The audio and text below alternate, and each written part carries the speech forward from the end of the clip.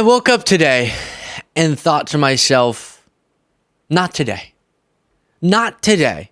In reference to a streak of days where anger about so many things has consumed me. And I decided whatever we're confronted with today, I'm going to respond to it with the words that match the moment and the words that match what we're talking about, because outrageous things keep happening, but to not allow my mood to be impacted. You can see how I do today. Here we go. I am already being challenged based on this first story. So let's smile through it as we see Trump learn of some breaking news on stage and the reaction from MAGA to this news, given Trump, who Trump is truly something. While you're watching and listening to this clip and the others, please make sure you have clicked the subscribe button if you want to become a part of the Beasley Brigade. You can do so easily and freely by clicking that subscribe button. Here it is. So we're thrilled to be joined by some incredible people. I already mentioned Senator Marco Rubio. Marco, will you come up here, please? Come on.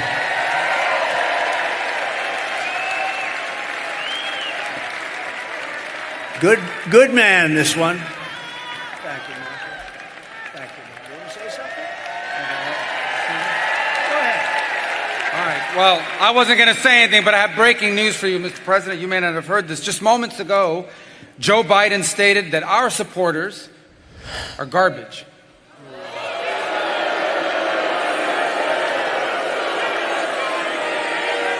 Are garbage.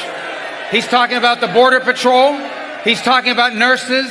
He's talking about teachers. He's talking about everyday Americans who love their country and want to dream big again and support you, Mr. President. And I hope their campaign is about to apologize for what Joe Biden just said. We are not garbage. We are patriots who love America. And thank you for running, Mr. President.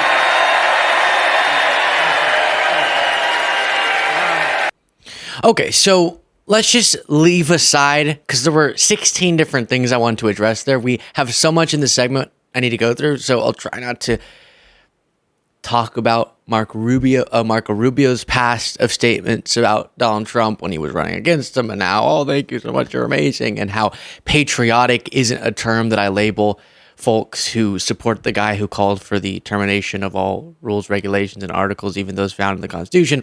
So all of that needs to be set aside just so we can focus in on this Biden garbage statement controversy. I will play the clip for you, but first, as a preface, I posted this on X. Biden shouldn't have said it, but any MAGA folks melting down should remember what Trump calls supporters of Harris: vermin, sick, communists, fascists, enemies from within, brain damaged, etc. He said that Catholics and Jewish Americans and seniors who vote for Harris should have their brain examined. And so then I ended this by saying, save the faux outrage this time, please. Now, Biden clearly meant something else, but let me play you the clip and then we'll discuss. Or Puerto Rico, where I'm in my home state of Delaware, they're good, decent, honorable people. The only garbage I see floating out there is his supporters. His demonization of seen as unconscionable, and it's un-American. So in watching the extended portion of this clip, Biden's talking about Tony Hinchcliffe, the comedian who said Puerto Rico is a floating pile of garbage. He then says a phrase that, yes, verbatim, is not something he should say. And I disagree with, and I denounce such a statement. And he did then post this clarifying.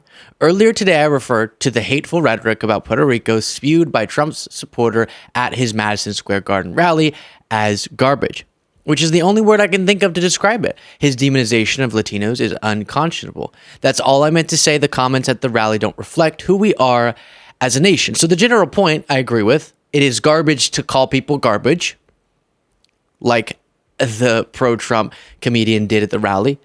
It's garbage to call people vermin who need to be uprooted, or the enemy from within that the military needs to deal with, or sick and deranged and brain damaged.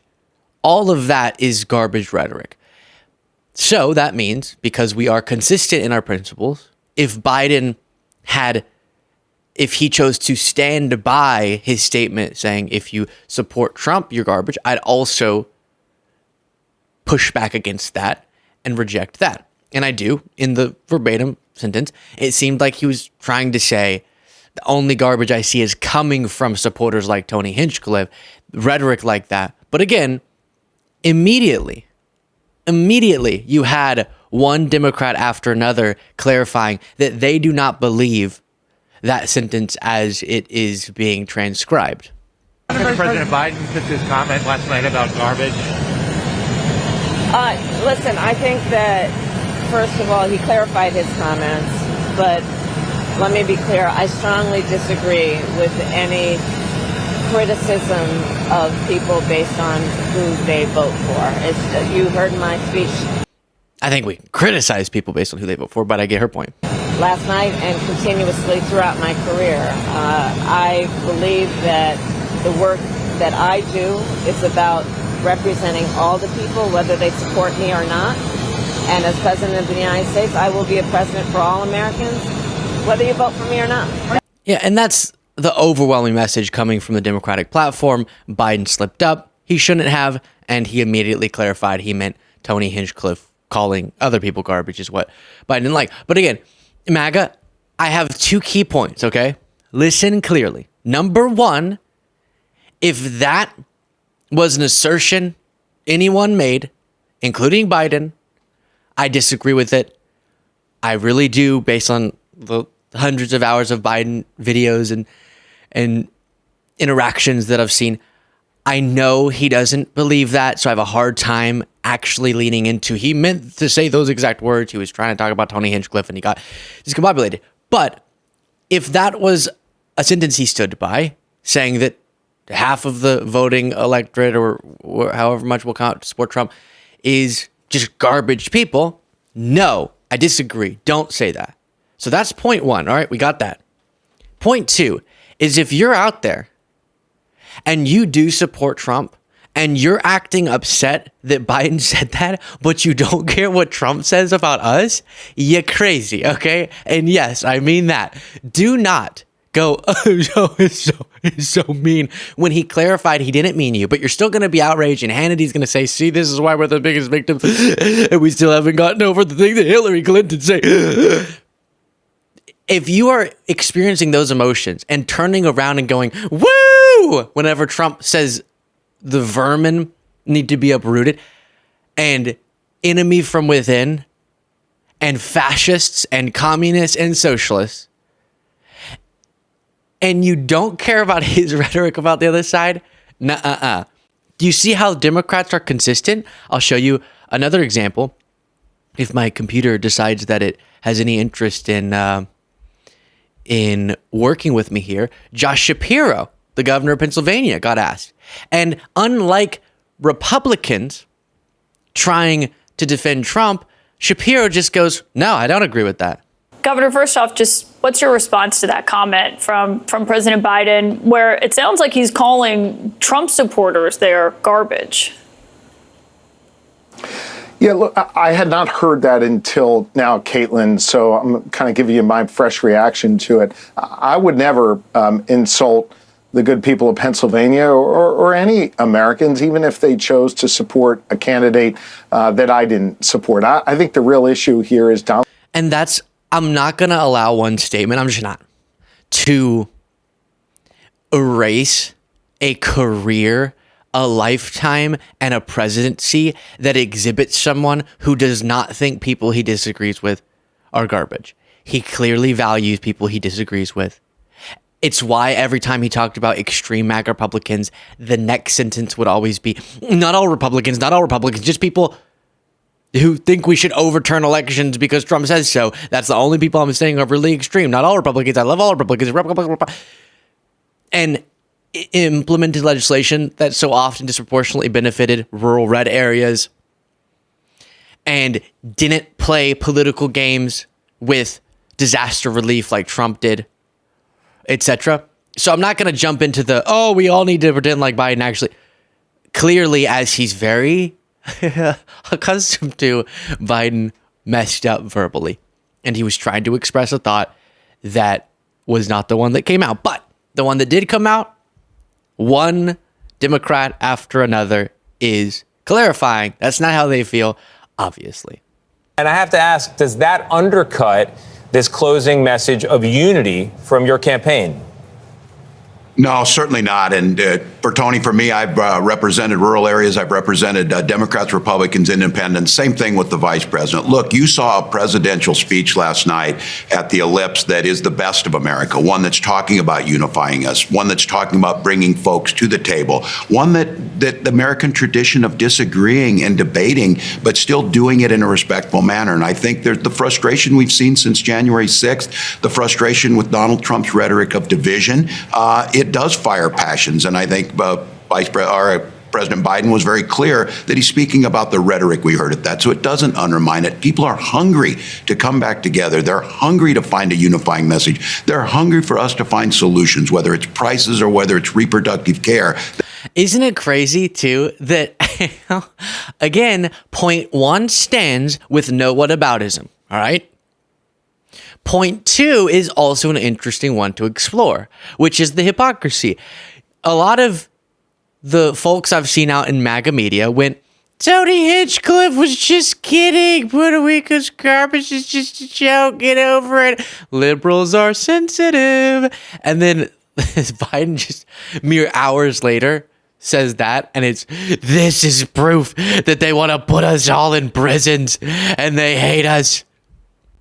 It's very strange. The speech that Tim Walz referenced there that was very unifying from Vice President Harris at the Ellipse in front of the White House, standing with reportedly a bigger crowd than what Trump had during his January 6th speech. I don't know if that's true, but that's what's being claimed by the Harris campaign. Regardless, a very big crowd as Trump is focused on. Harris delivered a speech where Trump delivered that speech, exact same location with a very different message. Unlike Donald Trump, I don't believe people who disagree with me are the enemy. He wants to put them in jail. I'll give them a seat at the table.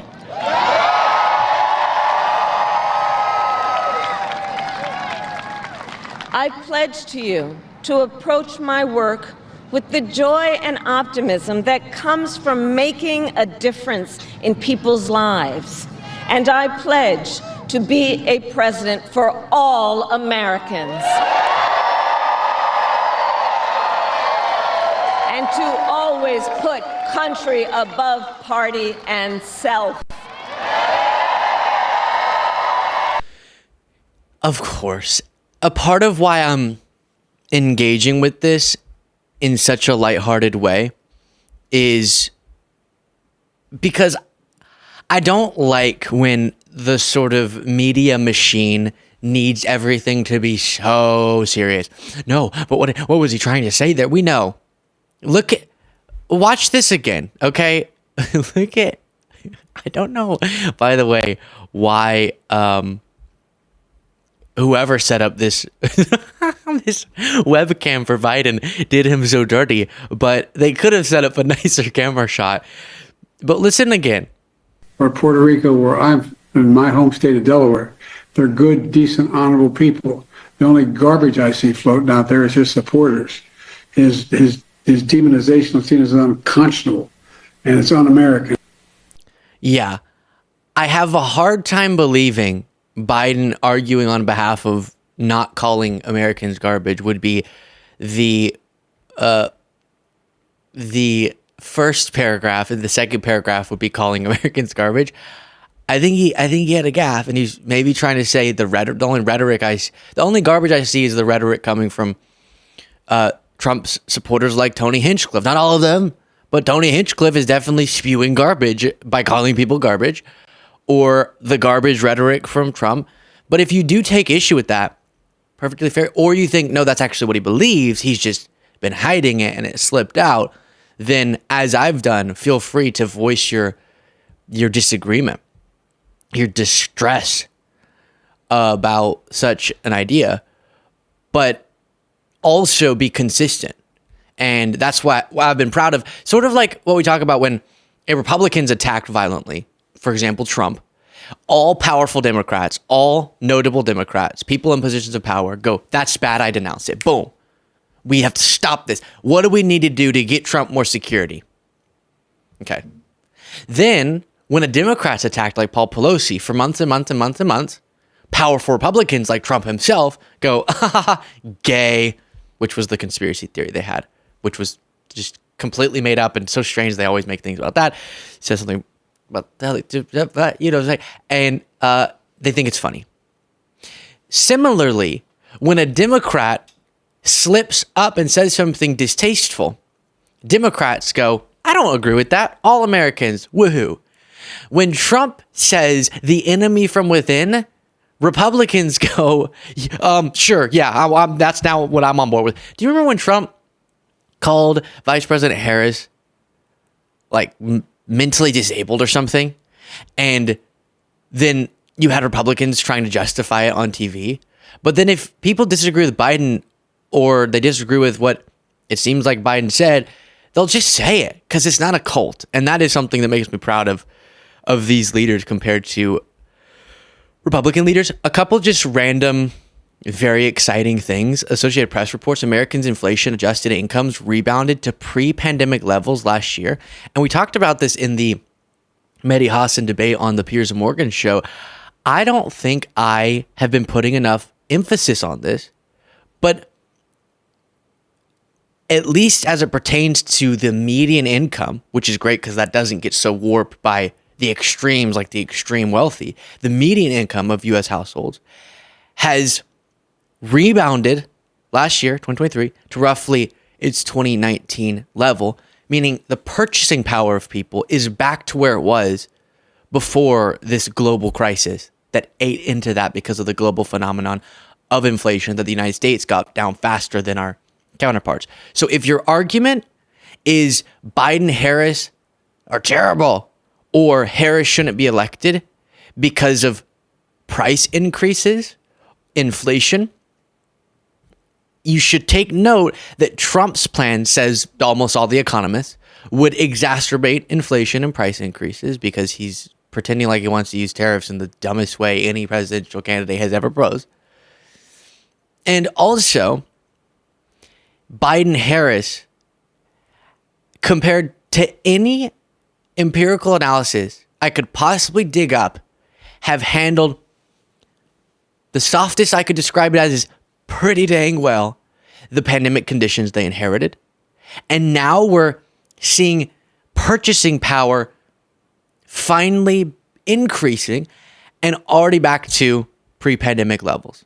So yes, prices went up, but now given macroeconomic trends, but then also policies under Biden-Harris, we're actually seeing increases in the amount people are making, and comparing that to the increase in prices, people are actually coming out on top, and that is really, really exciting. And then you have this as well. Gas prices are barreling toward a 3-year low as election nears, and we're just seeing a plummet in gas prices. And like I said, it's about to be to a 3-year low. So in some areas like gas prices, another place where people said their hate of Harris is justified, we're actually seeing prices decrease in a way that will make that purchasing power in that sector even stronger for people. Let me know what you thought of the garbage gate and my response to it. If you think I was too concerned about it or not concerned enough, or emphasized the hypocrisy too much or didn't emphasize it enough, tell it all to me in the comments and get the bonus show. If you're thinking, wow, I appreciate Luke coming today to work and being far more joyful than he's been the last few days, and I want to show him that I support that, you can do so by clicking the join button below to see me on the bonus show.